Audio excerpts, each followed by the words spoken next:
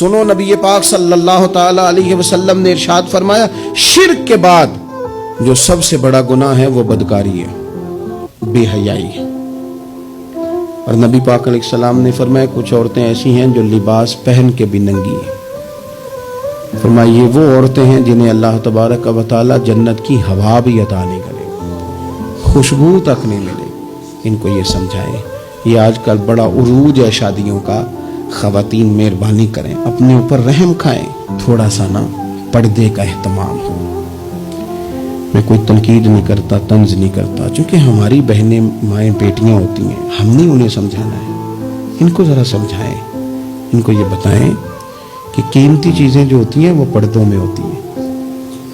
ہمارے گھر میں 20 تولے سونا پڑا ہو تو ہم نے کبھی نہیں باہر نکل کے بتایا کہ بڑا ہے، کیونکہ قیمتی ہے نا تو پردے میں رکھا ہوا ہے۔ اس کی چابی کا بھی ہم خیال رکھتے ہیں کہ کہیں گم نہ ہو جائے۔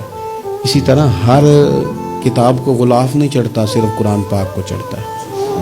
انہیں بتاؤ کہ ساری بیویاں پردہ نہیں کرتی، صرف سیدہ عائشہ صدیقہ کی کنیزیں کرتی ہیں، صرف سیدہ فاطمہ کی کنیزیں کرتی ہیں رضی اللہ تعالی عنہما۔ تھوڑا سا نا پردے کا اہتمام۔ شادی بیاہ پہ تو بالکل ہی معاملہ گڑبڑ ہے، اور پوری تیاری کر کے عورتیں معاذ اللہ آ جاتی ہیں، اور یہ تو روکنا ہے ان کے ورثاء نے، ان کے جو ولی ہیں۔